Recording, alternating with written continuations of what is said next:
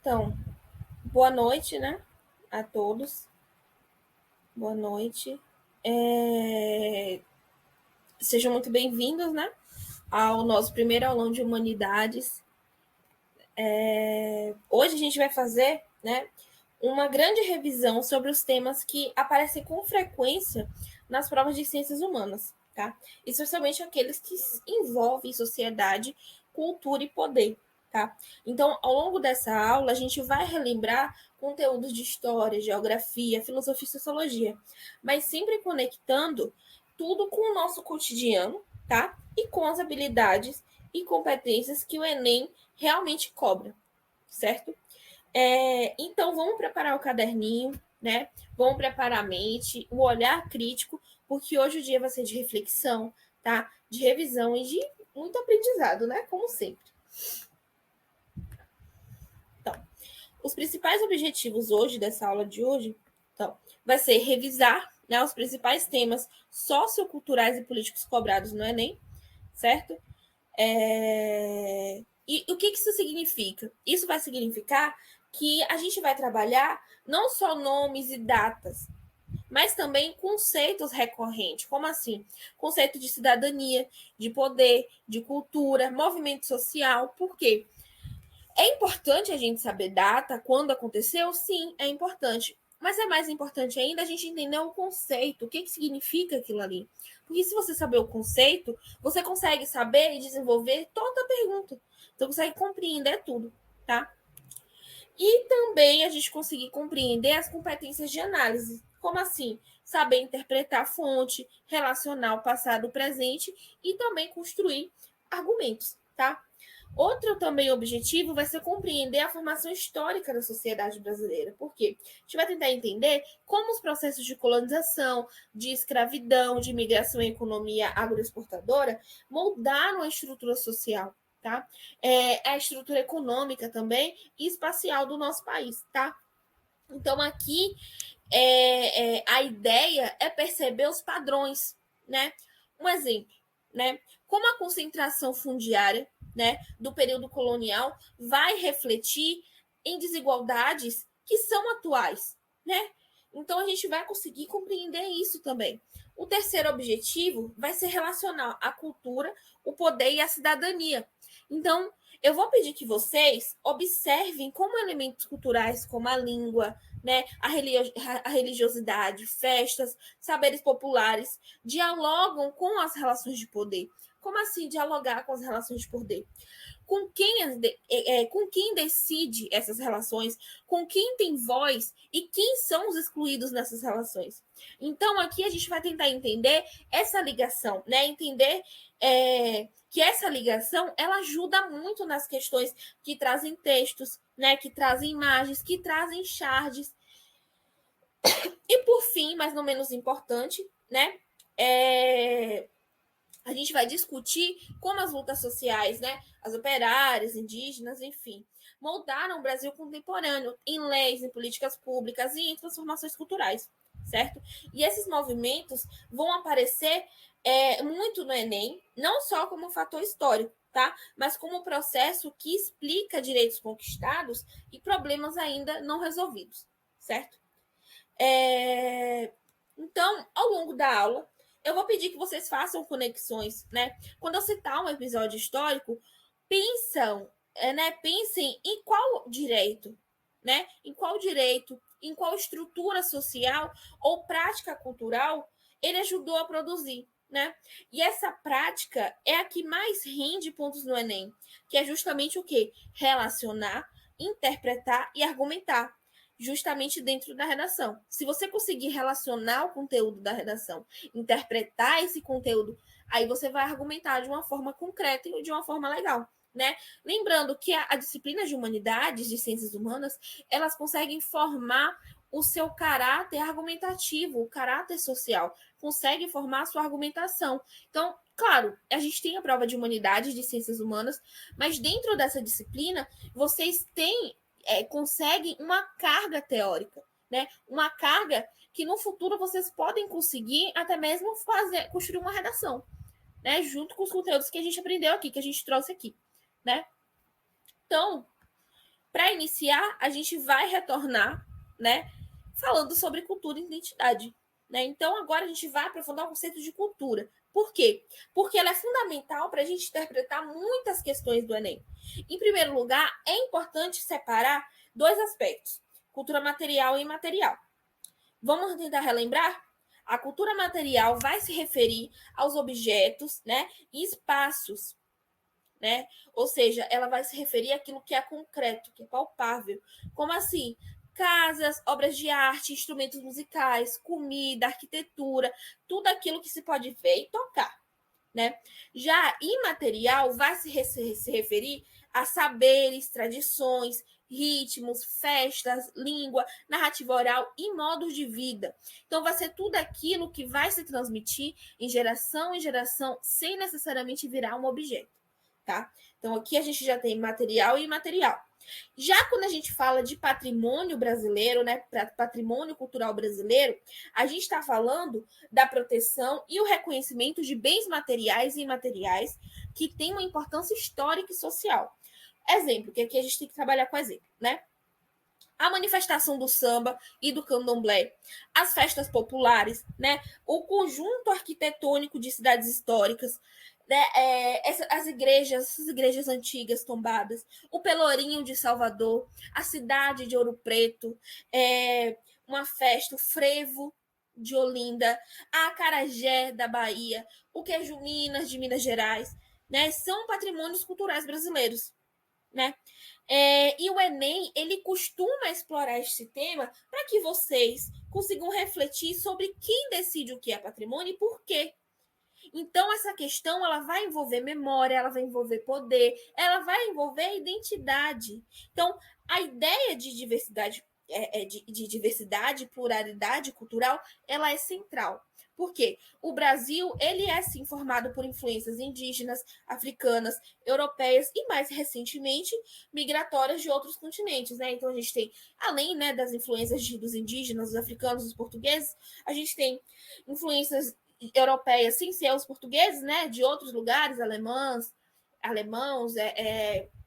enfim, muitas outras. A gente tem os asiáticos, né, japoneses, árabes, a gente tem povos da Oceania também. Então, o Brasil ele é diverso, né? Porém, ao mesmo tempo, que não, essa mistura, ela vai refletir, né, na nossa culinária, na nossa música, na religiosidade e no nosso modo de viver, tá? Mas é importante que a gente tenha atenção, porque diversidade não significa igual reconhecimento social, né? Diversidade não é sinônimo de igualdade, né? Muitas dessas culturas são historicamente marginalizadas e no Enem ele costuma pedir uma análise crítica sobre esse processo de invisibilização, né? Um exemplo, a capoeira. A capoeira, hoje em dia, ela é tombada, ela é um patrimônio cultural do Brasil. Mas antigamente ela não era, né? Antigamente, as pessoas negras que eram vistas fazendo, dançando, lutando a capoeira, elas eram presas, né? Era coisa de marginal. Algo que se mudou com o tempo, né? Então, aqui é importante você ter uma análise crítica sobre esse processo de invisibilização, né? E por fim, mas não menos importante, né, para a gente conseguir finalizar esse slide, quando a gente fala de globalização cultural e resistências locais, como assim? A globalização, como a gente falou na aula do sábado, né, a aula extra do sábado, a globalização ela espalha produtos culturais, né, modas e linguagens, né, filmes, séries, rede social. O Brasil ele é profissional na globalização. A gente exporta a nossa cultura. A gente exportou o funk, a gente exporta a nossa culinária, a gente exporta o samba, o carnaval. Então, o Brasil ele é profissional em exportar na globalização, né? E isso tende a homogeneizar gostos. Como assim? Né? Isso tende a fazer uma mistura dos gostos mundialmente, né? No mundo inteiro. Mas, entretanto, todavia, ao mesmo tempo que isso acontece, vai provocar algumas reações. Algumas comunidades que buscam valorizar, né, as suas práticas locais recuperam suas línguas, né? Vão reforçar suas festas e criar movimentos de afirmação cultural, né? E essa dinâmica de circulação cultural, né, de adoção de cultura e de resistência são também excelentes para construir respostas no Enem, porque vai mostrar a capacidade de relacionar o fenômeno global, né, que é a globalização, essa exportação cultural, e o efeito local, né? Por exemplo, a gente tem uma comunidade aqui da Bahia, né, um exemplo fictício. E essa comunidade, ela é da cultura dessas pessoas fazer um tipo específico de samba de roda, né?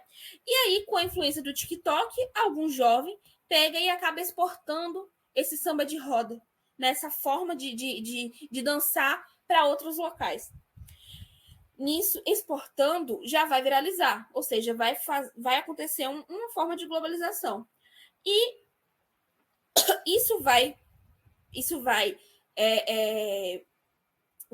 fazer com que essa forma de dança se espalhe, né? Essa forma de dançar o samba de roda se espalhe. Ao mesmo tempo, os locais, né, as pessoas locais dessa comunidade podem gostar ou não gostar. Por quê? A forma vai viralizar, né? Pessoas de fora vão entrar na comunidade, talvez as pessoas não gostem enfim, de tanta gente, né? Diferente, e elas podem gostar porque outras pessoas vão entender essa cultura, né? Vai trazer uma valorização e um possível tombamento, né? Um possível preservação pelo IFAM, né? Então, quando a gente trabalha esses conceitos, é importante, né, vocês tentarem sempre responder mentalmente, né, a seguinte pergunta: quem produz a cultura? Quem preserva a cultura? Quem tem voz para definir o que é importante? Quem é que vai preservar a cultura? Quem é que tem essa voz? Quem é que tem o poder de preservar e definir que cultura é importante e qual cultura não é? Por quê? Essas perguntas elas vão ajudar a transformar a informação em uma análise crítica, que é o que o Enem vai valorizar, né? Que é o que o Enem vai querer que vocês valorizem, ou seja, sempre pensar criticamente, certo? Gente, qualquer pergunta, estou à disposição, viu? Peraí, alguém falou alguma coisa no chat? Boa noite, Lília. Então, agora a gente vai falar sobre os movimentos culturais, tá? E como que eles influenciaram e transformaram a sociedade ao longo da história. Vamos começar pelo Renascimento. O Renascimento ele surgiu na Europa entre o século XV e o século XVI, tá? Século XV não, século XIV e o século XVI, tá? E ele foi muito mais do que um movimento artístico. Ele representou uma verdadeira mudança na mentalidade daquela população. Os renascentistas, eles colocaram o ser humano no centro da reflexão, tá? Valorizando a razão, a ciência e a arte. Isso marcou a passagem da Idade Média para a Idade Moderna e abriu caminho para as transformações políticas, como o fortalecimento do pensamento científico, tá? E também do individualismo, tá? Depois do Renascimento, a gente tem o quê? O Iluminismo. O Iluminismo ele foi um movimento intelectual, tá? Do século XVII ao século XVIII. Por que, que a gente fala do século XIII, século XIV ao século XVI e do século XVII ao século XVIII? Porque não existe uma data de origem. Não existe uma data certa. Foi no dia 15 de janeiro de 1500. Foi no dia 30 de fevereiro de 1499. Não existe uma data fixa. Foi durante esses séculos, tá? Porque foram movimentos que foram circulando através do tempo, né? É importante a gente saber data, é importante a gente saber a origem, né, o local, mas é mais importante ainda a gente saber o conceito, né? A gente saber o que aconteceu, como aconteceu, né? Porque assim você consegue entender a ideia, você consegue entender o porquê. E outra, se você conseguir entender o porquê ou a ideia, automaticamente você vai lembrar a data e a origem. Você vai lembrar onde aconteceu. Porque a história, dentro da história, um conceito se relaciona a outro. o renascentismo ele foi a mãe do iluminismo. Sem o renascentismo, talvez não tivesse acontecido o iluminismo. Tá? Sem o iluminismo, talvez não ocorressem as revoluções que aconteceram posteriormente. Revolução Francesa, Revolução Americana, né, dos Estados Unidos, Revolução do Haiti, né, e até mesmo a independência do Brasil. Né? Então, uma coisa vai levando a outra dentro da história, né? Mas voltando no iluminismo, tá? Os pensadores iluministas... Gente, se tiver muito rápido, vocês me falam, tá? Tá ok? Tá dando para entender? Me dá uma resposta, pode ser pelo chat. Tá muito sim, professora. Tá tranquilo? Professora, pode falar. Uma dúvida, desculpa. Não é nem sobre assim, a atividade, é sobre isso aí. Eu cheguei um pouquinho atrasada. A atividade que a senhora passou, eu fiz, só que tá constando lá que eu não fiz. Aí eu vou refazer ela pra ficar tudo certo. E como vai ser o diagrama dessa semana? O cronograma, porque tipo, vai ser só aulas da semana do Enem ou vai ser aula normal? É isso mesmo. Vão ser apenas aulas da semana do Enem.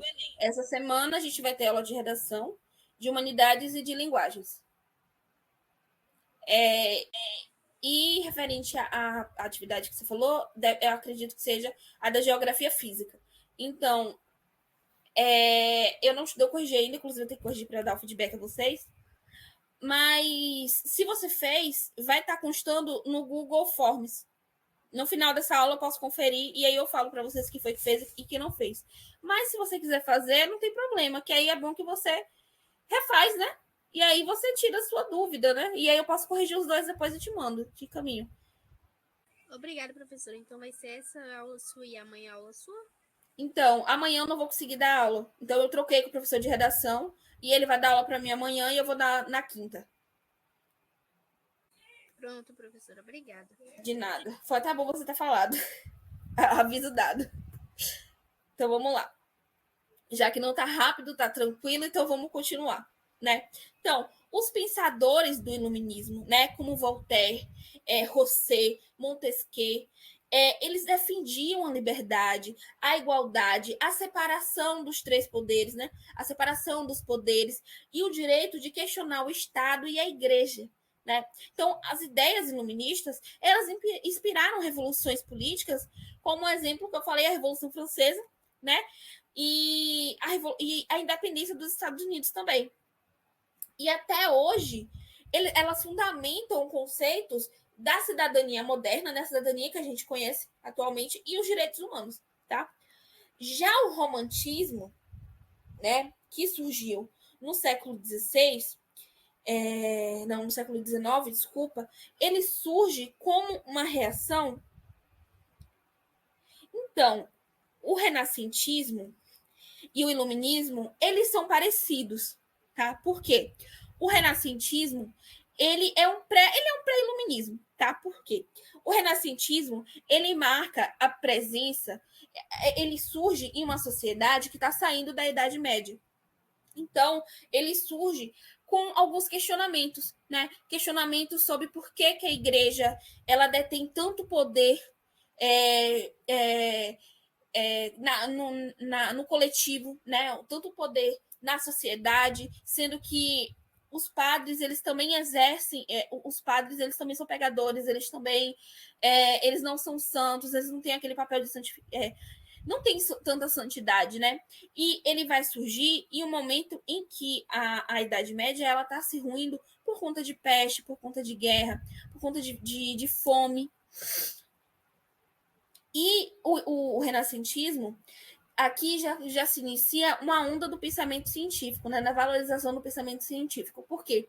A gente tem alguns cientistas, né? Alguns pensadores, como Galileu Galilei, que começa a fazer os questionamentos, né? Por que será mesmo que a Terra ela é o centro do universo?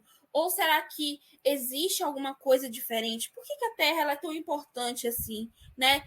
Por que o que se diferencia o planeta Terra de outros dos outros, enfim. Então, aqui, dentro do renascentismo, a gente tem o início, né, do pensamento científico, e a gente também tem outro conceito, que é o individualismo.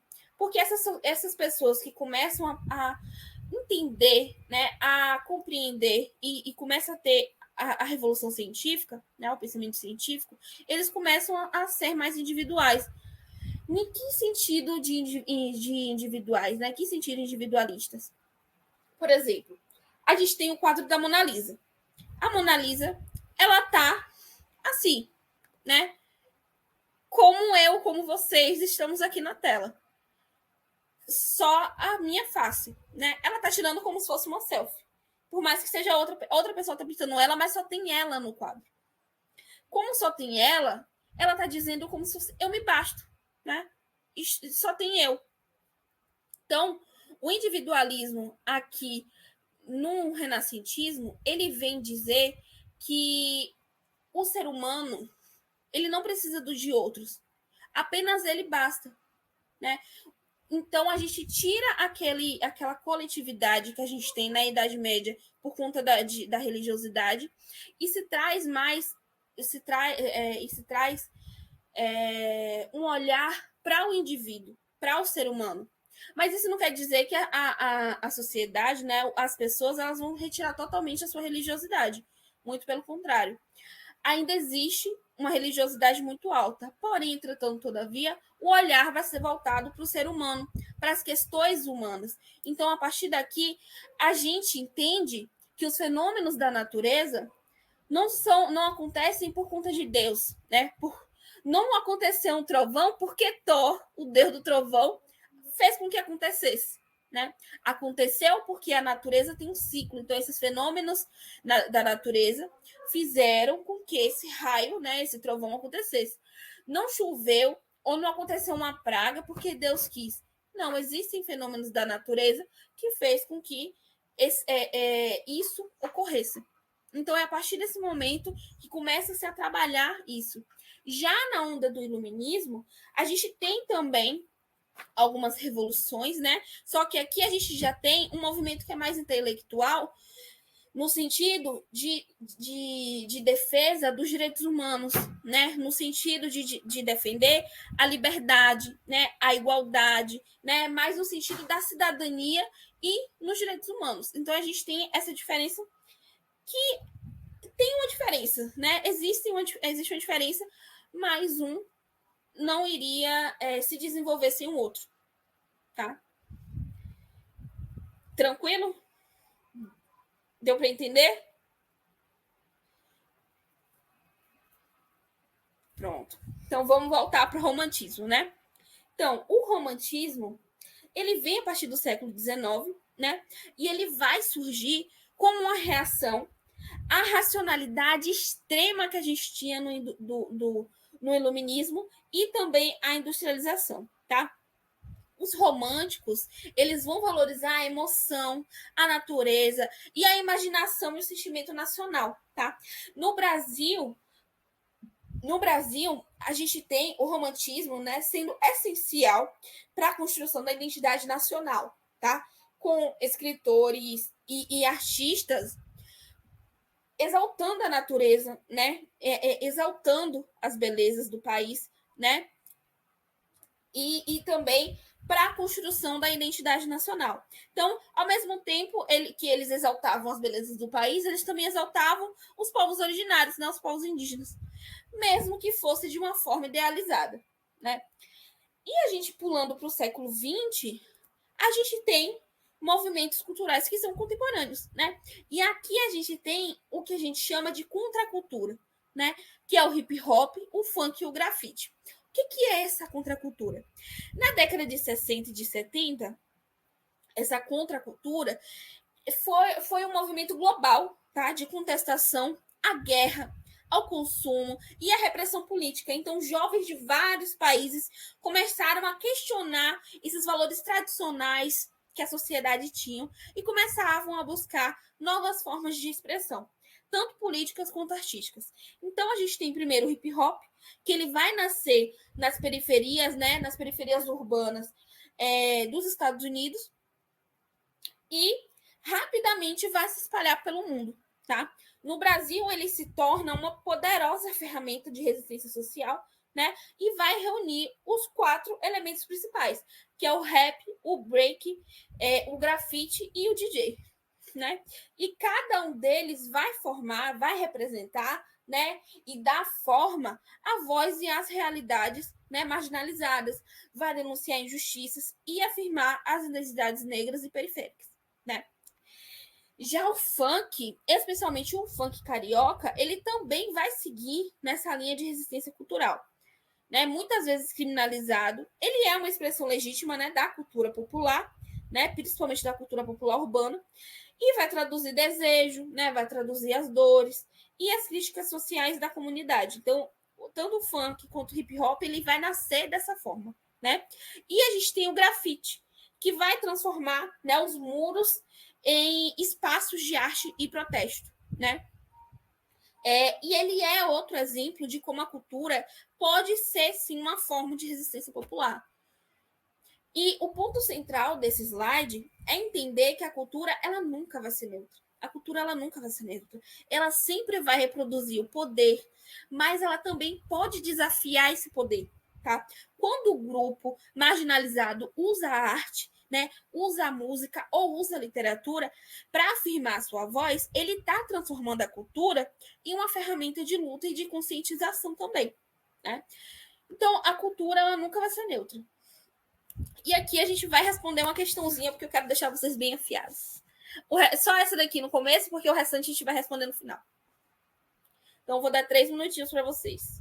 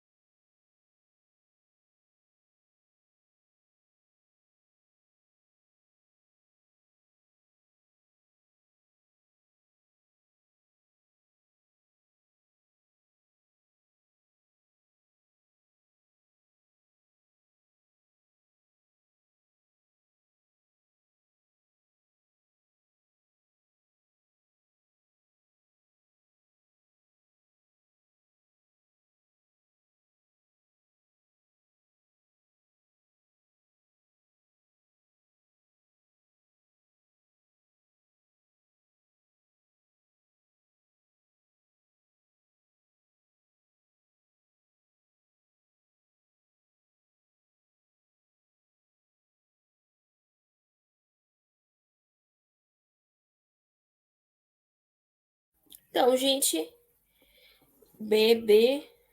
Deixa eu ver se tem mais alguém.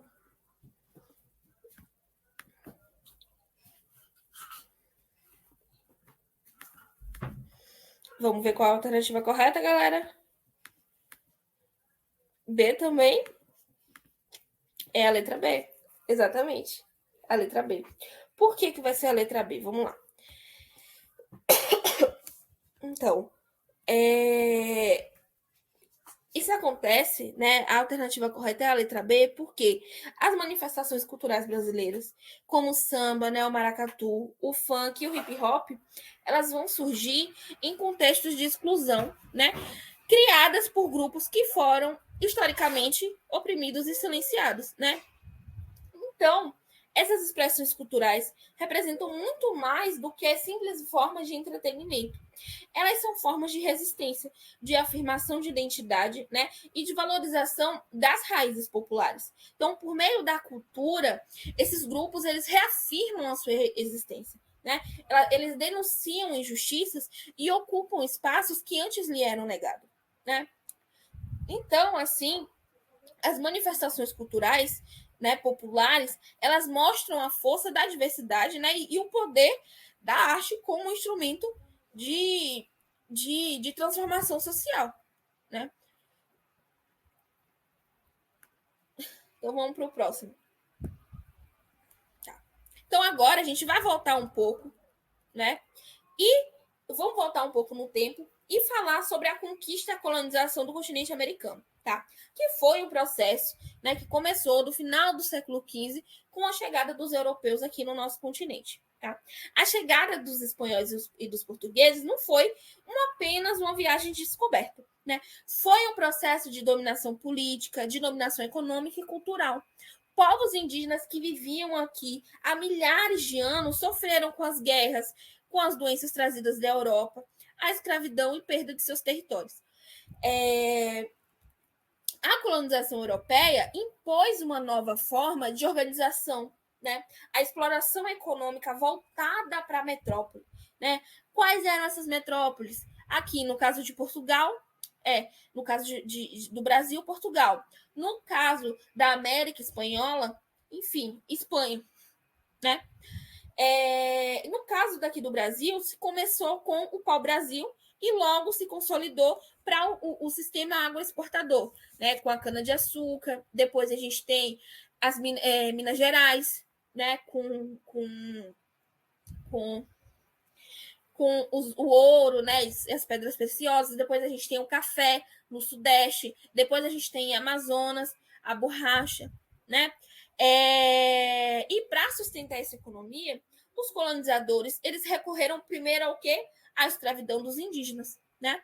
Mas com a resistência e o extermínio de muitos desses povos nativos, passou a fazer o quê? A importação de africanos escravizados, né?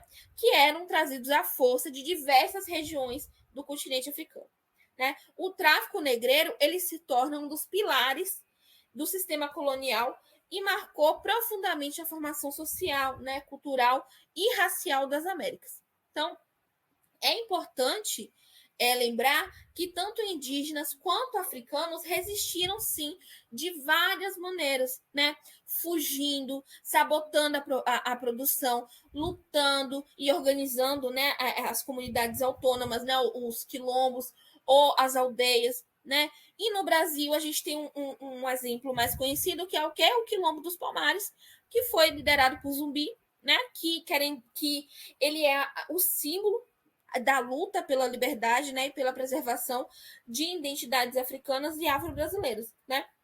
E as consequências culturais, né, da colonização foram imensas. Foram imensas. O encontro forçado entre esses diferentes povos gerou um processo de mistura cultural, né, que é chamado de mestiçagem, né, que deu a origem a novas expressões artísticas, né, linguísticas e também religiosas, né?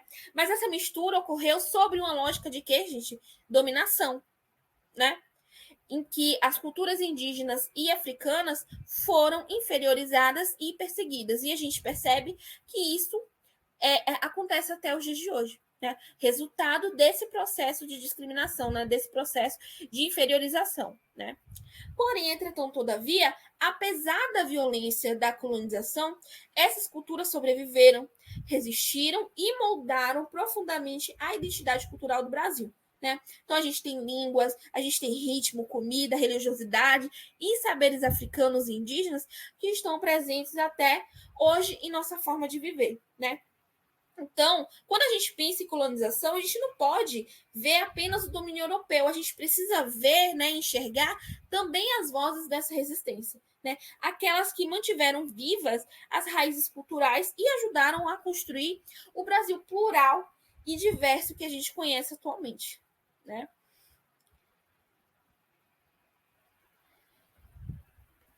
E nesse momento da aula, a gente vai destacar um aspecto essencial para entender o papel, né?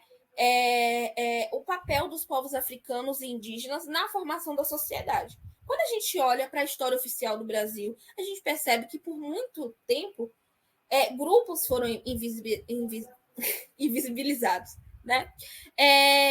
Como assim invisibilizados? A sua contribuição foram apagadas ou tratadas de forma secundária, né? Mas, na verdade, sem esses povos, o Brasil simplesmente não existiria como a gente conhece atualmente, né? Então, vamos começar primeiro pelos povos indígenas, que eram quem já estavam aqui, né? Antes da chegada dos europeus, o território era habitado por milhares de milhões de indígenas, né? Que eram organizados em centenas de povos com culturas, línguas e sistemas políticos que eram diversos, né? Então, a gente tinha Guarani, a gente tinha Tupi, a gente tinha que a gente tem ainda, né? Tupinambás, enfim, a gente tínhamos vários, né? E a gente ainda tem vários também, né? Graças a Deus. E eles tinham uma relação equilibrada com a natureza e uma visão de mundo que era baseada no coletivo, né? Na partilha e na espiritualidade. Mesmo com o processo violento da colonização, os povos indígenas eles resistiram e continuam resistindo para manter suas terras, seus saberes e suas tradições vivas, né? Então, a contribuição indígena está presente na nossa língua, em nomes de cidades e rios, na culinária e em muitos costumes do cotidiano, né? Então, a gente tem palavras como pipoca, como mandioca, como jacaré, tatu, caju, abacaxi, né? Que vêm de línguas indígenas e fazem parte da nossa fala diária, né? Já os povos africanos que foram trazidos, né, de forma forçada, trouxeram com eles uma riqueza cultural e espiritual imensa, né? De mamãe África vieram né, saberes agrícolas, né, técnicas de trabalho, tradições orais, culinária, dança, religiosidade, musicalidade, né? A presença africana no Brasil se manifesta, né, no candomblé, né, na umbanda, no maracatu, a gente tem o samba, a capoeira, a gente tem festas populares e até mesmo na forma de se relacionar com o corpo e com o sagrado, né? O sincretismo religioso, né, é um exemplo que é uma marca dessa resistência. Diante da repressão cultural, né, repressão colonial e cultural também, né, os africanos, eles disfarçaram seus orixás com santos católicos, criando uma religiosidade que era híbrida e profundamente brasileira. Então, essa mistura não foi uma submissão, mas foi uma estratégia de sobrevivência e preservação cultural. Então, a identidade brasileira, ela é resultado desse encontro, que muitas vezes é conflituoso, né? Realmente é conflituoso, né? Por conta dessas heranças, né? Que a gente tem herança indígena, africana, europeia.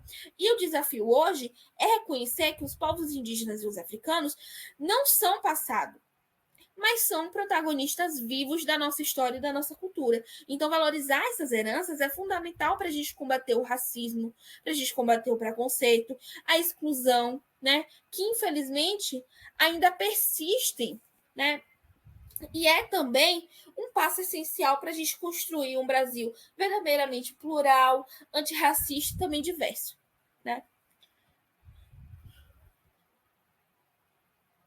E falando agora sobre um tema que também é fundamental para a gente entender a organização política das sociedades, é justamente a formação do Estado e da cidadania. Então, a gente já falou sobre cultura material e imaterial, já falamos sobre os povos indígenas e africanos, e agora a gente vai falar sobre o processo de formação dos estados, né? O conceito de cidadania nem sempre existiu como a gente conhece os dias de hoje, né? Ele foi sendo construído ao longo da história, acompanhando as transformações sociais e políticas de cada época. A gente tem a antiguidade, né? Por exemplo, a cidadania ela estava ligada a privilégios. Em Atenas, na Grécia, apenas homens livres, nascidos na cidade e proprietários de terra, podiam participar da vida política. mulheres, estrangeiros e escravizados eram excluídos. Mesmo assim, foi ali que nasceu a ideia de participação direta, né, com as assembleias e os debates públicos, que são uma das bases da democracia. Já em Roma, o conceito ele se amplia um pouco mais. Os romanos eles desenvolveram uma noção jurídica da cidadania, que dava direitos e deveres aos cidadãos dentro do império. E esse modelo, ele inspirou depois a ideia de que o Estado deve sim garantir certas condições a todos os seus membros, né? A todos os cidadãos. Já saindo da Idade Antiga, né? Do período da Antiguidade, e indo para o Estado moderno, né? Indo para a Idade Moderna, aqui começa a se consolidar a partir do século XVI, com o fortalecimento dos reis, né, e das fronteiras nacionais, essa ideia de cidadania, né? Mas só entre os séculos XVII e o século XVIII, com as revoluções liberais, que vai surgir um novo tipo de Estado, que é o Estado liberal, que é aquele Estado que se baseia na defesa da liberdade individual, né, da propriedade privada e dos direitos civis, tá? A Revolução Inglesa, a Revolução dos Estados Unidos, né, ou a independência dos Estados Unidos e a Revolução Francesa foram marcos decisivos para essas transformações. Por quê? Elas proclamaram que todos os indivíduos nascem livres e iguais em direito, lançando a base da cidadania moderna, tá? Porém, é importante a gente lembrar que mesmo que com esses ideais de igualdade, liberdade, fraternidade, né, muitos grupos continuavam sendo excluídos, porque a gente tinha mulheres que não votavam, trabalhadores que não votavam, pessoas negras eram escravizadas, colonizadas, né, tinham pessoas que ainda eram colonizadas, né, a gente tinha povos indígenas de diversos lugares que ainda eram colonizados, né. Isso foi somente ao longo do século XX, né, com as lutas sociais e os movimentos populares, que a cidadania ela passa a incorporar novos direitos, né, como os direitos trabalhistas, direitos sociais e direitos políticos. Tá? No Brasil, esse processo ele também foi bem gradual. Então, a gente passou, né, por períodos de autoritarismo, né? Mas a gente conquistou avanços importantes, como o voto universal, né? Todo mundo tendo direito ao voto, a Constituição de 1988, né?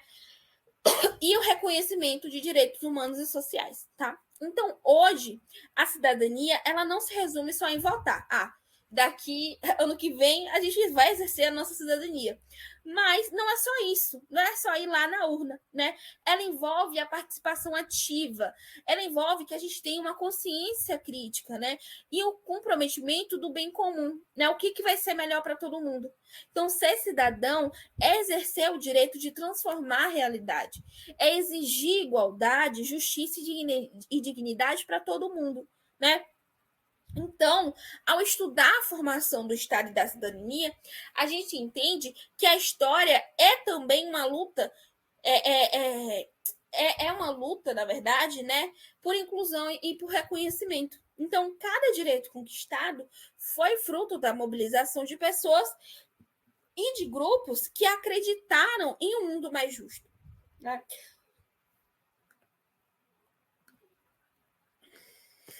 Então, se a gente já falou sobre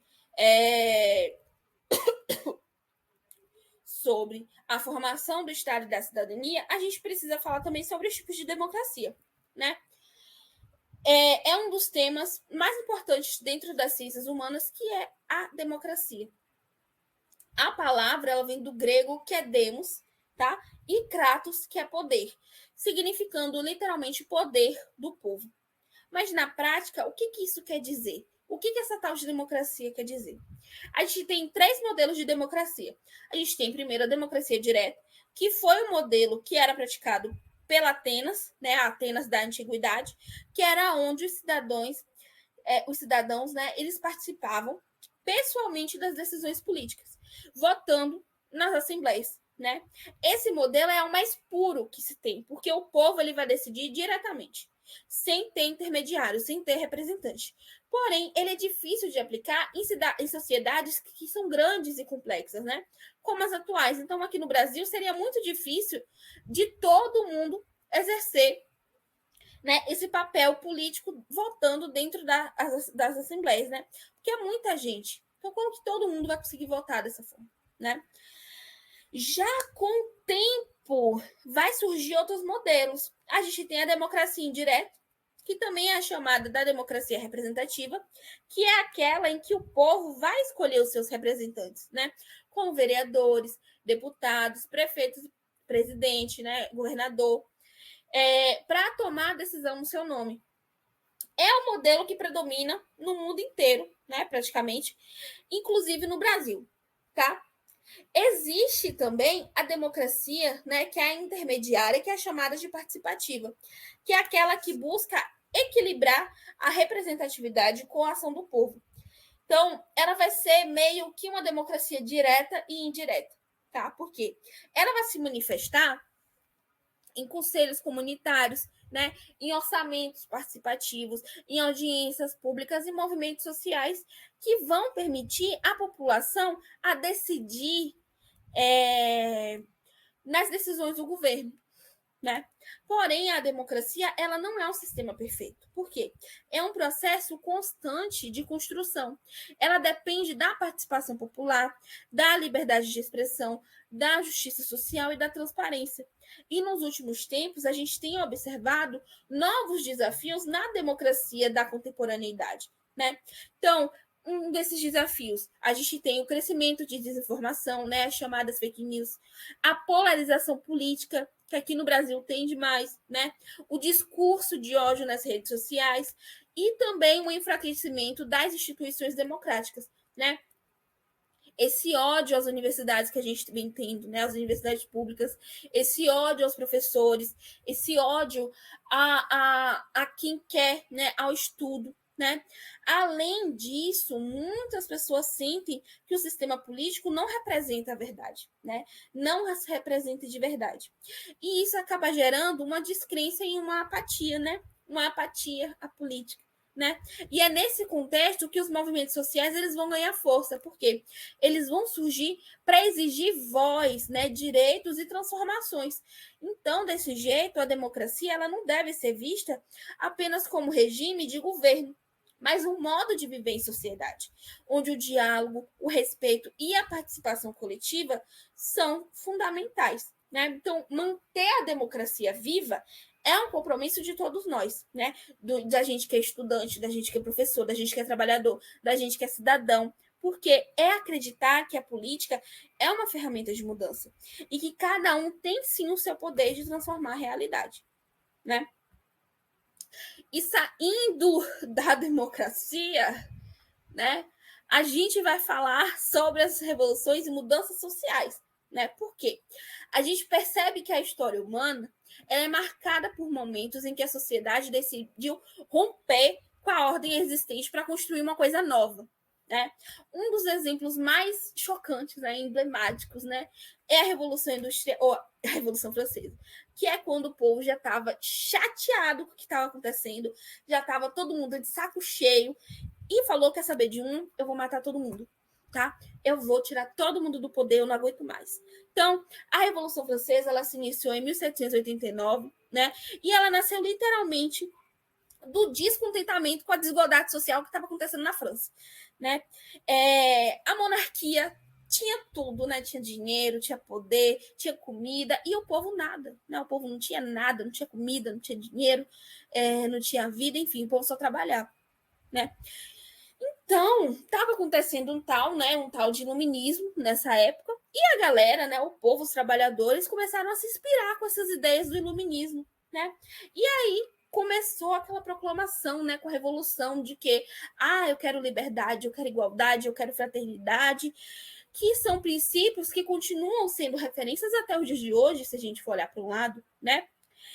E aí, a partir disso, que a galera começa a destituir rei, começa a ter direita, esquerda, começa a ter centro, e enfim, né? E a partir daqui da Revolução Francesa surgiram novas ideias, né? As ideias de cidadania, as ideias de direitos humanos, de soberania popular, que influenciaram movimentos no mundo inteiro, inclusive aqui no Brasil com a Inconfidência Mineira de Tiradentes, tá?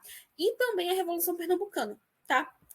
Logo depois da Revolução Francesa, a gente tem outro processo revolucionário que muda tudo no mundo inteiro, né? Que muda a sociedade, né? O modo que a sociedade funciona no mundo inteiro, que é a Revolução Industrial, né? A Revolução Industrial é outra coisa, né? Que se inicia onde? Na Inglaterra, no século XVIII, e ela transforma a economia, né? Agrícola e artesanal que a galera vivia em uma economia que era baseada em quê? Em máquina, na fábrica, né? E isso vai gerar outra mudança, que é o quê? Duas novas classes sociais. Se antes a gente tinha a nobreza, se antes a gente tinha o clero, se antes a gente tinha a gente tinha o quê, gente? A nobreza, o clero, e quem eram os outros que eu esqueci?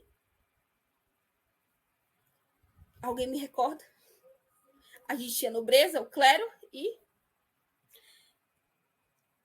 ele vai entrar agora, os burgueses vão entrar agora, mas a gente tinha o outro que, meu Deus, os servos. Meu Deus, me deu um branco bonito aqui agora, viu? Mas, enfim, se antes a gente tinha, né, a nobreza, o clero, vamos falar que a gente, os servos, né? Nobreza, o clero, os servos, né? Aqui, a partir desse momento que se institui a Revolução Industrial, a gente tem o surgimento dessas duas novas classes, que é justamente os burgueses, né? A burguesia, que seriam os donos, né? Os donos do meio de produção, e a gente tem o proletariado, né? Que são os trabalhadores assalariados. Então, a partir desse momento dessa Revolução Industrial, né? Que muda tudo na sociedade, a gente tem o surgimento da burguesia, que é a galera que tem dinheiro, né? Poder. Dinheiro, poder, às vezes não tem poder, mas tem dinheiro. E a gente tem o proletariado, que é aquela galera que trabalha, né? Ou seja, somos a gente, né? Somos nós. Somos nós. E essa transformação, ela traz avanços tecnológicos, né? E crescimento econômico. Mas ela também gera exploração, né? Desigualdade e péssimas condições de trabalho. Então, por isso que a Revolução Industrial, ela dá origem a movimentos operários, né? E ao pensamento socialista, que busca alternativas, né, mais justas de organização social. Já saindo do século XIX, vindo para o século XX, o mundo vive outras grandes revoluções que marcam a política global. A gente tem a Revolução Russa, em 1917, que coloca fim ao regime czarista e dá origem ao primeiro Estado socialista do mundo, né, aqui na Rússia. Depois a gente tem a Revolução Chinesa, que acontece em 1949, tá, que é liderada por Mao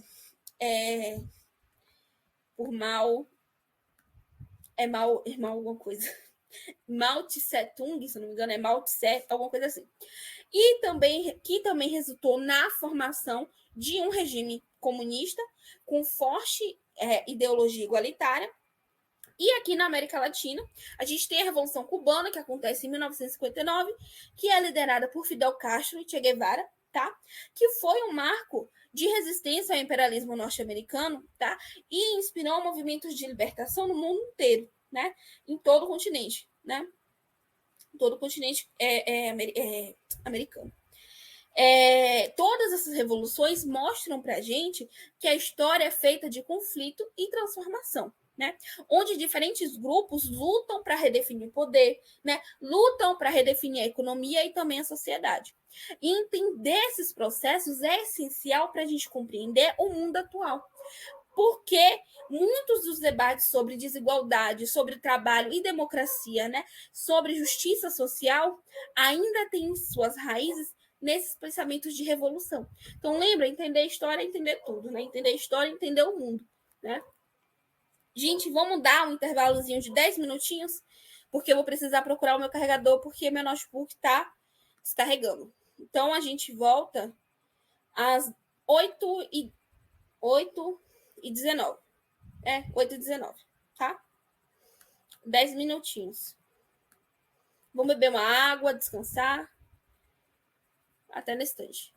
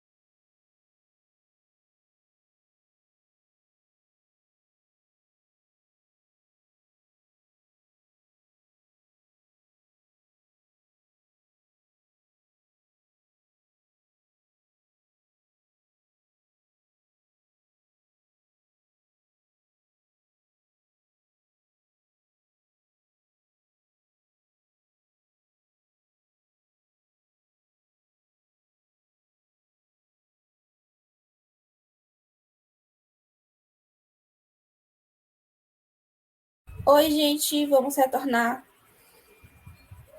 Todo mundo aqui? A Lídia está digitando, tá aqui.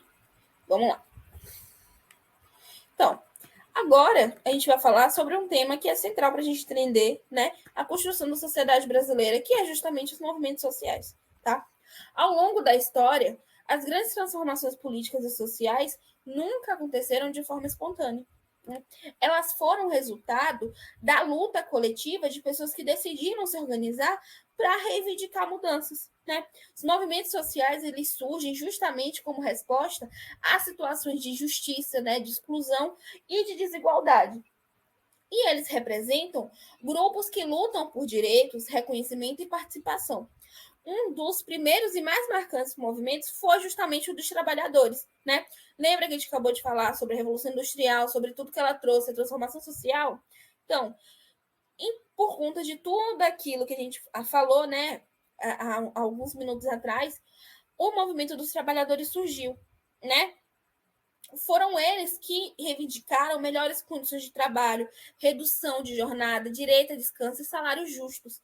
Então, se hoje a gente tem a carteira de trabalho, foi uma luta dos trabalhadores, né? Se os trabalhadores não tivessem se reunido, né, entre si e lutado, fizessem manifestações, tivessem sindicatos, a gente ainda estaria trabalhando o quê? 14 horas por dia, né? 16 horas por dia.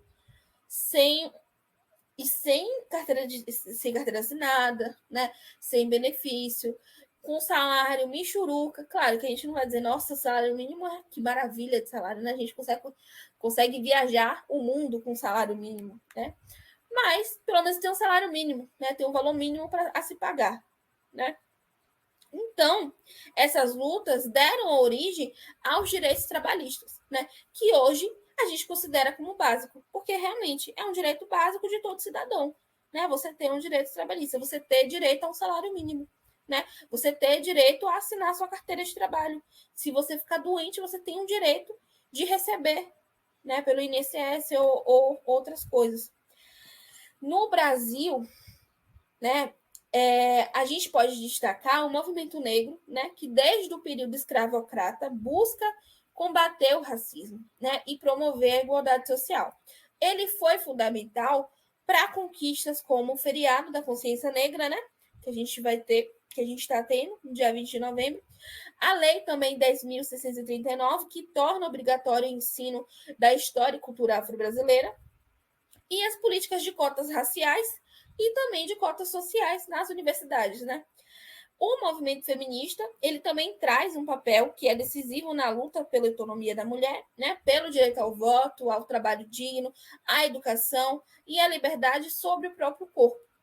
E ele lembra para a gente que o espaço público e político também deve ser das mulheres, né? É importante a gente falar sobre trabalho digno, porque, querendo ou não, as mulheres, principalmente pobres, elas sempre trabalharam, né? Porém, entretanto, todavia, a gente precisa entender de que forma era esse trabalho, né? Se a gente for levar para o lado das mulheres negras, durante a época da colonização, era um trabalho escravo, né? Era um trabalho escravo que não recebia salário. Se a gente for levar para o campo da Revolução Industrial, era um trabalho com condições péssimas, que inclusive crianças trabalhavam também. Né? Condições péssimas, salários péssimos. Quando, no contexto da Primeira e da Segunda Guerra Mundial, as mulheres elas foram para a linha de frente de todos os tipos de trabalho. Né? Foram na fábrica, né? na construção civil, né? na rural. Então, as mulheres elas sempre trabalhavam, mas de que forma era feito esse trabalho? Não se tinha dignidade, não se tinha reconhecimento, né? Então, o feminismo ele vem para trazer também isso, né? Esse ato de dignidade, né? De liberdade, né? Já quando a gente fala sobre o movimento LGBTQIA+, a gente tem uma luta contra a discriminação e pela igualdade de direitos, né? Pelo direito de existir, né? Como o reconhecimento da união civil, o respeito à identidade de gênero e também o combate à violência que é motivada por preconceitos. Já quando a gente fala sobre o movimento indígena, ele é uma das vozes mais importantes da atualidade, né? Porque defende o direito à terra, né? O direito à cultura e à autodeterminação. né, dos povos originários, que a gente entende que tiveram séculos de apagamento cultural, né, e violência.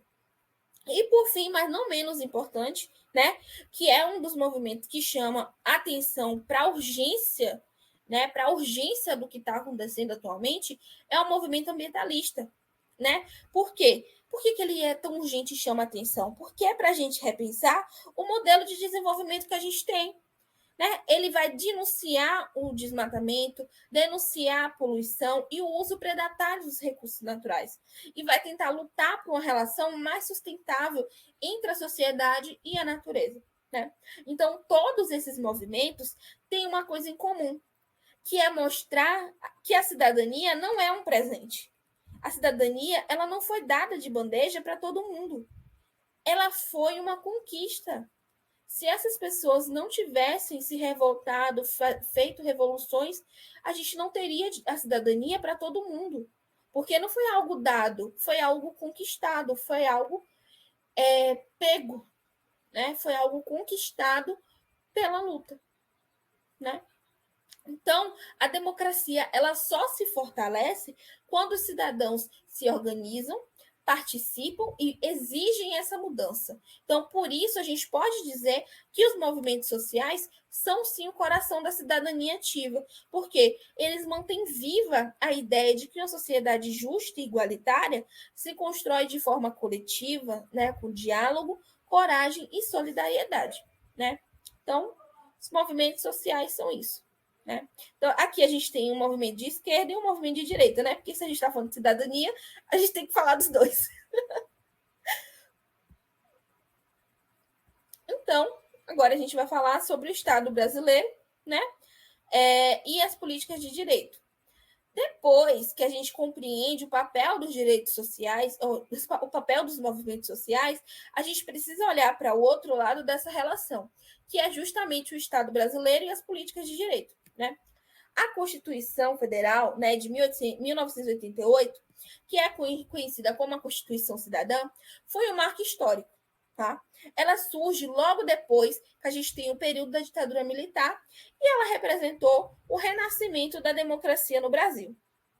Pela primeira vez, a nossa Constituição ela garantiu de forma ampla os direitos civis, políticos e sociais, né? Como a liberdade de expressão, né? A igualdade perante a lei, o direito à saúde, à educação, à moradia e ao trabalho digno, tá? Ela também reconheceu o Brasil como um país diverso e plural, né? Afirmando o respeito às diferenças culturais, a etnias e a crenças.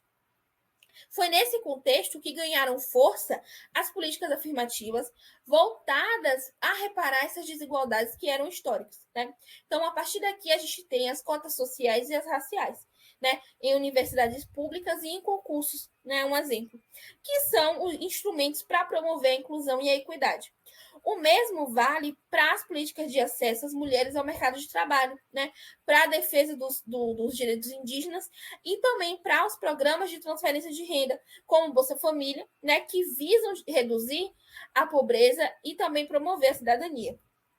Porém, apesar desses avanços, a gente ainda tem grandes desafios, né? Que é a desigualdade social, que infelizmente permanece profunda, né? O racismo estrutural, que ainda limita oportunidades, e muitas pessoas continuam, né, sendo excluídas do acesso aos direitos. Outro ponto que é muito importante é que a democracia brasileira ela tem sido constantemente testada, né? A gente tem a polarização política, né? A desinformação e os discursos de ódio que ameaçam, né, os princípios da tolerância e do respeito. Né? Então, por isso, é importante que a gente compreenda o papel do Estado, que é fundamental, que é justamente o quê? Ele não deve ser visto apenas como quem governa, mas como um instrumento de coletividade, que é responsável por garantir o bem comum, né? A justiça social e a proteção dos direitos humanos. Então, para resumir, o Brasil ele avançou muito desde 1988, né? Mas ainda tem um caminho a percorrer. E esse caminho só vai ser possível com a participação, com a consciência política e com o compromisso com a cidadania. Então, como diz, né, o artigo 1º da própria Constituição, todo o poder ele vai emanar do povo, que o exerce por meio de representantes eleitos ou diretamente. Ou seja, a democracia ela vai depender da gente, e só da gente, né? E vamos responder uma questão? 3 minutinhos.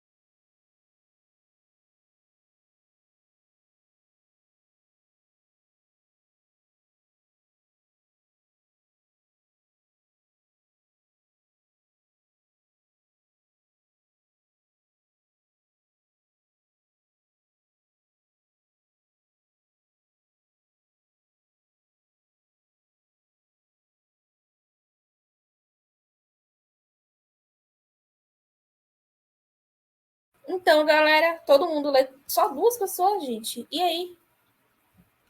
Letra C? Vamos conferir se é a letra C? É a letra C. Exatamente. Por que, que é a letra C? Vamos lá. É ela porque a cidadania do Brasil, a gente sabe, né, a gente viu, que ela não foi concedida de uma forma espontânea pelo Estado. Né? O Estado, o presidente, né, os deputados, os senadores, enfim, eles não acordaram um belo dia e decidiram, vou dar cidadania para esse povo velho aqui. Vou fazer com que esse povo velho tenha direito trabalhista, que as mulheres velhas possam votar, que esse povo preto possa viver de boa. Né? Não foi assim, né? Vou dar cota para esse povo. Não, não foi desse jeito, né? Ela foi construída ao longo do tempo por meio da organização e da mobilidade popular, né? Da mobilização popular. A Constituição de 88, ela representa o marco desse processo, porque ela amplia os direitos sociais, né? Direitos como educação, como saúde, moradia, trabalho, cultura, né? E ele consolida esses princípios da democracia. Porém, a cidadania a gente percebe que não é algo pronto ou definitivo. Ela precisa ser reafirmada e exercida diretamente, né? E diariamente, através da participação social, da cobrança por políticas públicas e da luta contra as desigualdades. Então, a cidadania ela precisa ser entendida como um processo histórico que é de constante transformação e construção, que é resultado da ação coletiva de diferentes grupos que buscam direitos formais e direitos reais, né? Vividos por toda a população, né? Que toda a população vive. Então, por isso que é a letra C, que é justamente uma conquista histórica que resulta de lutas políticas e sociais contínuas. Então, a partir daqui, né, eu quero que a gente pare um instante para refletir sobre uma questão, né, que é uma questão muito importante e que, inclusive, o Enem ama explorar. Vocês acham que a cultura pode transformar a política e a sociedade? Né? Pensa bem, quando a gente fala de cultura, muita gente associa apenas o quê? A arte, a música, a dança ou a festa popular. Mas a cultura é muito mais que isso. Né? A cultura é o modo como as pessoas vivem, como as pessoas pensam, como se comunicam e se organizam. A forma de aula que a gente está tendo aqui é cultura. A forma que vocês estudam, né, nas escolas, que vocês trabalham, é cultura. Por que ao invés das carteiras em sala de aula estarem retas, elas não estão em círculos? É cultura, né? É uma forma de cultura, né? E é ela que vai definir os nossos valores, exatamente, Nariela. É ela que vai definir os nossos valores, os nossos costumes, as crenças, comportamentos e visões de mundo, né? Agora, se a cultura ela molda o modo que a gente enxerga o mundo, ela também pode sim ser uma ferramenta de transformação social e política, né? Quando o movimento hip hop denuncia o racismo e a desigualdade nas periferias, ele está fazendo política através da arte. Quando o funk e o samba valorizam a vivência da população negra e pobre, eles estão afirmando e questionando os preconceitos. Da mesma forma, o cinema, o teatro, o grafite, a literatura, né, as redes sociais, todos esses espaços são formas de expressão cultural. Né? São formas que têm poder de provocar reflexão, mobilização e mudança. Né? A história ela mostra isso para a gente. Né? O Renascimento ele transformou o pensamento europeu e abriu caminho para quem? Para o Iluminismo. Né?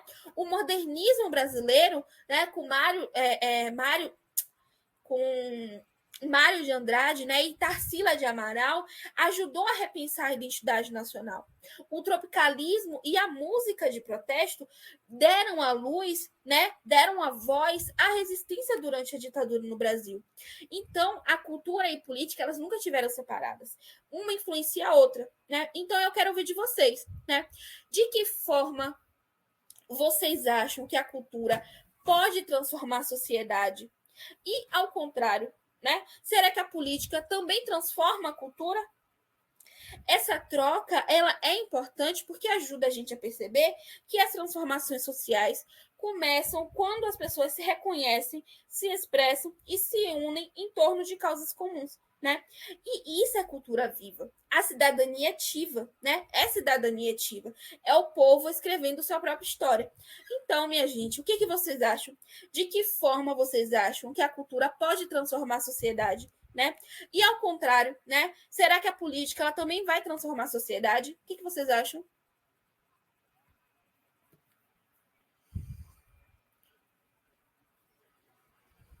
Pode escrever no chat. Esse é um questionamento importante, porque é importante a gente falar sobre isso, a gente expressar sobre isso, porque lembrando, o Enem costuma cobrar muito.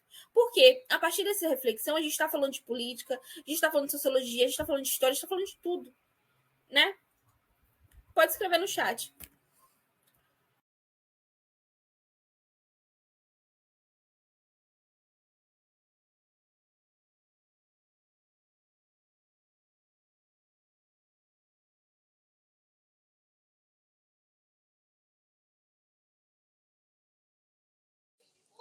Professora, a cultura, ela influencia diretamente a maneira como as pessoas agem, como pensam e como se organiza politicamente. Esses dias a gente viu protesto da PEC da blindagem e tiveram diversos cantores cantando, mostrando, né, a realidade das coisas. Então, eu acho que a cultura, sim, pode influenciar, sim, e pode transformar a sociedade na questão política também. Exatamente. Esse foi um exemplo que você trouxe, né? Que você traz. É um exemplo claro de como que a cultura está influenciando, porque a gente tem um meio artístico que está influenciando diretamente na política, né? E é claro, a política também vai influenciar no meio artístico, né? A partir do momento em que a política envia verba para a cultura, envia verba para a educação, envia verba para a saúde. Ela está influenciando na cultura, porque ela está influenciando no modo de vivência daquela população, daquele povo. Né? Então, a partir do momento que os políticos investem em educação pública, investem em saúde pública, eles estão influenciando na cultura daquele povo. Né? Porque eles estão influenciando na resistência, né? Na vivência daquele povo. Né? Mais alguém quer falar?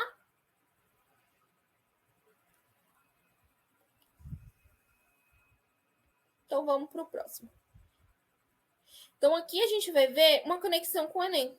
Né? Então, agora que a gente já tem o papel transformador da cultura, né, vamos trazer uma conexão direta com o Enem. Né? Afinal, esse é o foco do nosso aulão. Quando a gente olha para as últimas provas do Enem, a gente percebe que o exame ele valoriza muito as questões socioculturais e políticas. Né? Como assim? Né? Como assim, Vitória? Como assim valoriza essas questões? Temas como diversidade cultural, cidadania, democracia, movimento social e direitos humanos aparecem com muita frequência, né?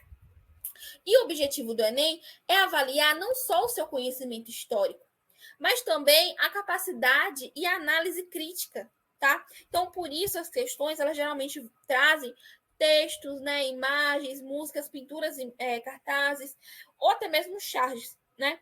E vão pedir que vocês identifiquem as relações entre o contexto, né, o contexto histórico, né, ou social, e também o conteúdo. Um exemplo. O Enem, ele pode apresentar uma charge sobre desigualdade racial, né, ou uma propaganda da época, e a pergunta pode ser uma coisa como: o que esse texto revela sobre a relação entre cultura e poder na sociedade brasileira, né? Então, o segredo é fazer conexões entre o passado e o presente. Né? É lembrar que as lutas por cidadania e democracia não pertencem só ao século XIX, ao século XX ou XXI. Né? Elas continuam acontecendo até hoje, né? Em debates sobre gênero, raça, né? Debates sobre meio ambiente, sobre inclusão, sobre acesso à educação. Né? Outra dica muito importante é prestar atenção na palavra-chave das alternativas, é prestar atenção nos conceitos. Muitas vezes, né, duas opções parecem corretas, mas apenas uma vai se conectar diretamente à ideia central do texto ou da imagem. E é bom vocês se lembrarem que o Enem não quer que vocês decorem data ou nome. Lembra? É importante a gente saber a data ou a origem, o nome? Mas é mais importante ainda a gente entender a ideia, a gente entender o conceito. Então, é exatamente o que o Enem quer. Ele quer saber se vocês entendem como esses processos históricos e também culturais moldaram e moldam o mundo atual. Né? Então, quando vocês forem responder uma questão, é bom se perguntar o quê? O que esse texto ou essa imagem está querendo dizer sobre a sociedade? Né? Ou como que isso se relaciona com o que a gente vive hoje, né? Então, essa é a chave da prova de humanidades. né? É pensar de forma crítica, é conectar ideias e a gente compreender o ser humano em suas múltiplas dimensões, tá? Então, para a gente sintetizar, a gente vai chegar, né, no final da nossa aula e é importante a gente entender, né, e fazer uma síntese geral do que a gente viu até aqui, né? Primeiro, a gente entende que a cultura e política caminham assim lado a lado, tá? A forma como a gente vive, como a gente pensa, como a gente se expressa é resultado de processos históricos, sociais e econômicos que se entrelaçam ao longo do tempo, né? Segundo, a cultura ela nunca é neutra, né? Ela pode reproduzir desigualdade, mas ela também pode questionar e transformar. Quando o grupo social marginalizado se organiza, né, para afirmar sua identidade, ele está praticando um ato político, tá? Então, da mesma forma, a política não é restrita ao governo ou às instituições.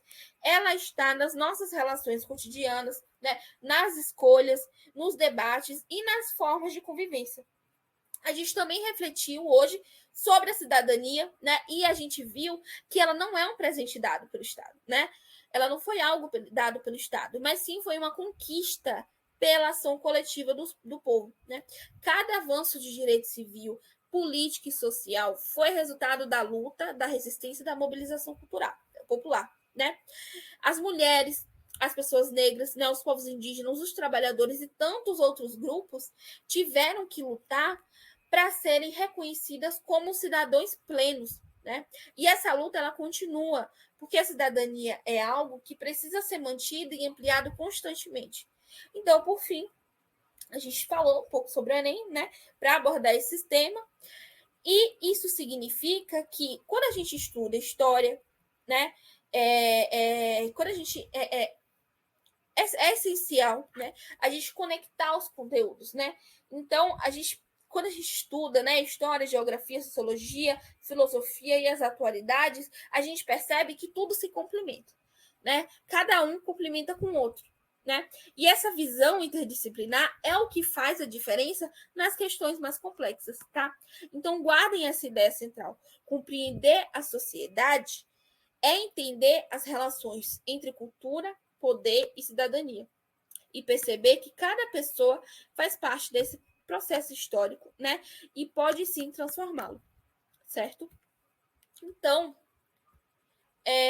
para finalizar a nossa aula, a gente tem 3 questões que a gente vai responder agora no final, certo? Então, eu vou dar 3 minutinhos para responder a primeira, tá?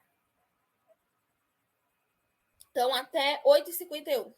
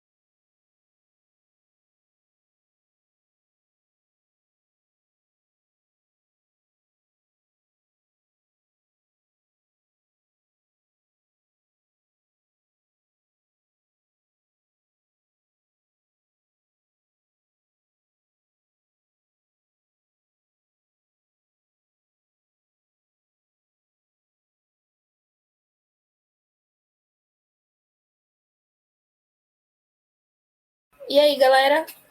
D e C. Então, vamos ver qual é a alternativa correta? É a letra D. As culturas locais podem resistir e se reinventar diante das influências globais. Então, vamos lá. Quando a gente fala, né, de globalização, e embora a globalização ela tenha ampliado o contato entre diferentes povos, né? Lembra do exemplo que a gente deu do Brasil? Que o Brasil ele é profissional em exportar a sua cultura, né?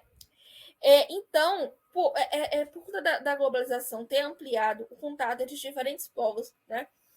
Espalhado padrões culturais ocidentais, ela não eliminou completamente as identidades globais ou locais, né? Muito pelo contrário, muitos grupos utilizam esse contato para reafirmar suas tradições, né? Adaptar elementos externos e criar novas formas culturais. E esse processo ele é conhecido como hibridização cultural. Como assim? É quando a gente mistura o global com o local, que dá origem a novas expressões e significados, né? Então, mesmo em meio a culturas de massa e ao consumo global, né, as culturas locais elas vão resistir, né? Vão se transformar e vão preservar suas identidades. E isso mostra que a globalização ela não é um processo totalmente homogêneo, né? Homogêneo, mas é cheio de troca, né? De disputa e de recriações, tá? Então, agora vamos para a segunda questão.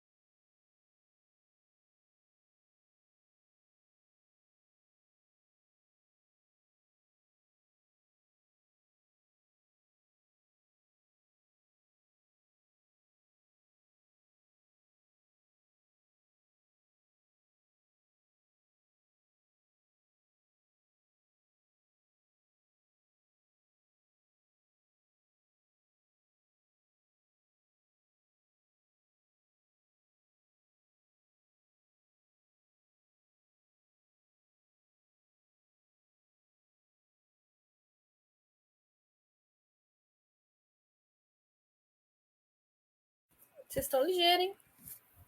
Vamos lá? Letra C, exatamente.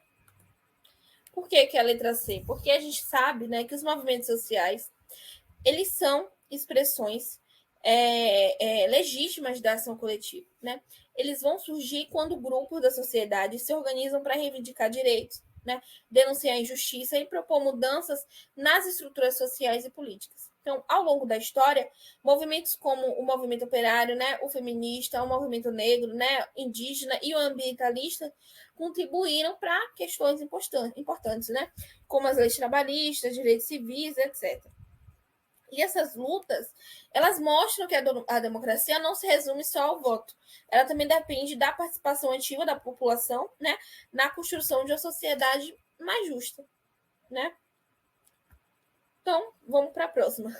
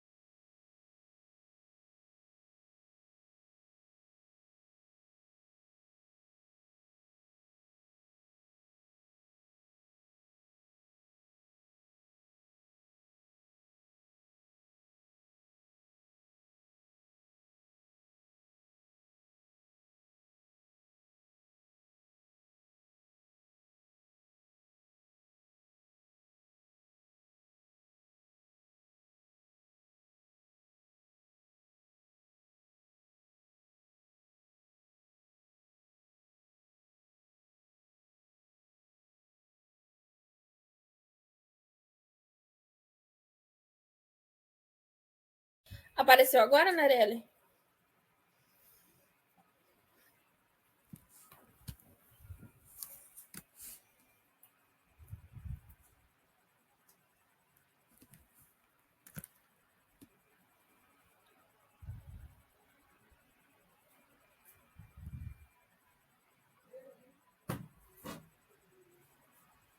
Certo.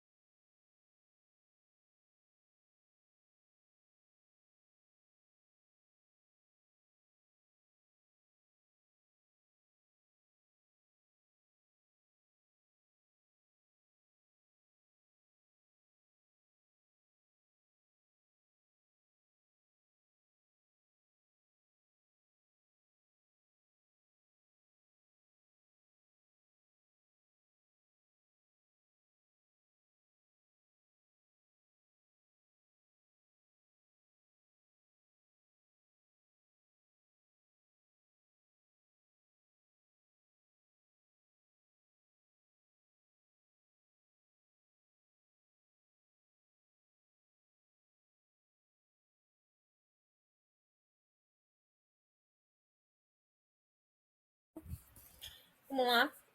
Letra C. E é a letra C. Exatamente.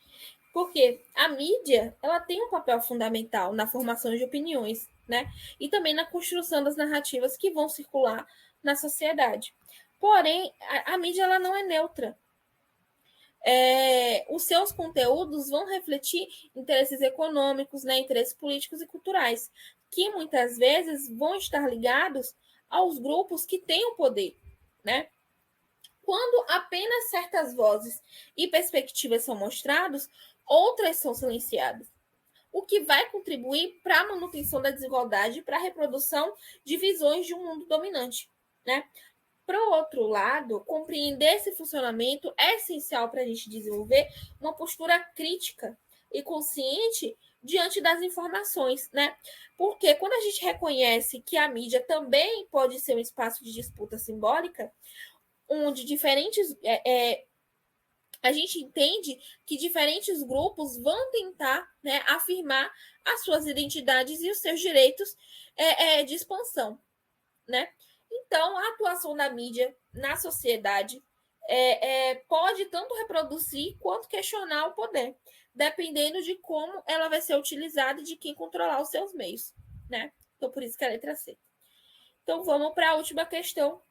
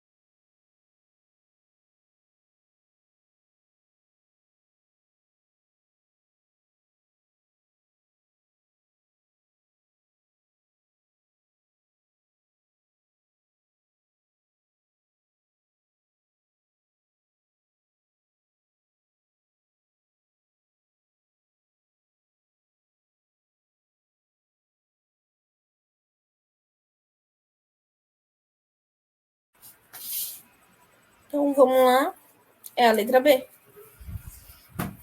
Por que que é a letra B, galera? Quando a gente valoriza... Desculpa. Quando a gente valoriza a diversidade cultural, isso significa reconhecer e respeitar as várias formas de ser, de viver e de se expressar, né, que são presentes na sociedade. Quando a gente tem, né, os direitos humanos, de acordo, né, com os direitos humanos, todas as pessoas e povos têm o direito de manter suas tradições, né, suas línguas, suas crenças e os modos de vida sem sofrer discriminação ou exclusão. Quando a diversidade ela é respeitada, né, se fortalece também a cidadania, né, e a convivência democrática, porque cada grupo tem seu valor reconhecido e pode participar de forma igualitária na vida social. Né? Então, por isso, promover a diversidade cultural não é priorizar identidades, e sim combater o racismo, combater o preconceito e a intolerância. E isso garante que todas as culturas possam coexistir com dignidade e respeito. Né? Então, defender a diversidade é também defender os direitos humanos e a justiça social. Então, por isso que é a letra B. Né? Combater toda forma de discriminação e a promoção do respeito às diferenças. E aqui a gente vai encerrar, né, a nossa aula de hoje. E para encerrar o nosso aulão, quero deixar uma reflexão, né? E essa frase ela resume bem tudo que a gente viu, né? Compreender a sociedade é o primeiro passo para transformá-la.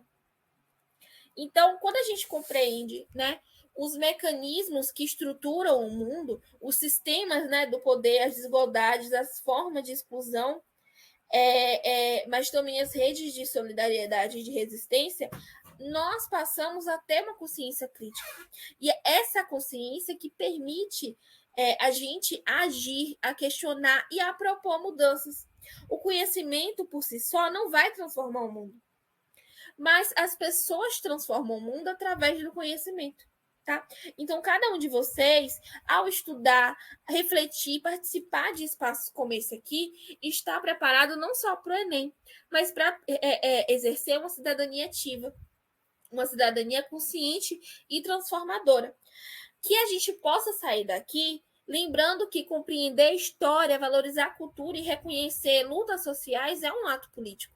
E que a educação é a ferramenta mais poderosa que a gente tem para construir um futuro mais justo, né? Um futuro plural e igualitário, né?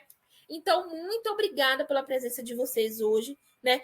Pela participação de vocês, tá? E que a gente siga forte com esse pensamento crítico, né? Com experiência no coração, porque o conhecimento ele vai libertar todo mundo, né? Porque o conhecimento ele liberta, tá? Então é com isso que a gente encerra a nossa aula de hoje, tá? Lembrando a vocês que amanhã vai ter aula do professor de redação, tá? E a minha vai ser na quinta-feira. Então a gente teve essa mudança nesses dias. Na minha seria amanhã, mas aí eu não vou poder dar amanhã, da aula de amanhã, então o professor de redação vai me substituir e eu vou repor a aula nessa quinta-feira, tá? O nosso segundo aulão. Então, nesse nosso segundo aulão, a gente vai ter um aulão da área de geografia física, tá?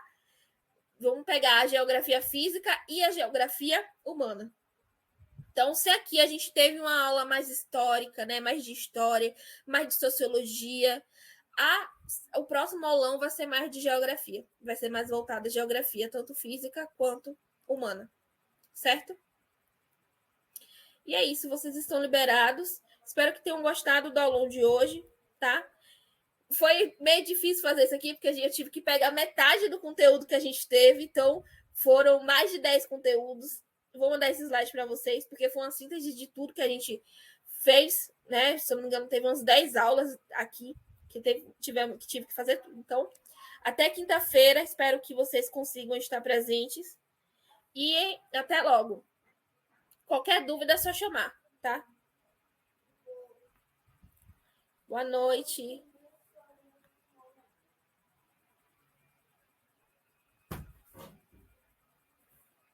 Até quinta.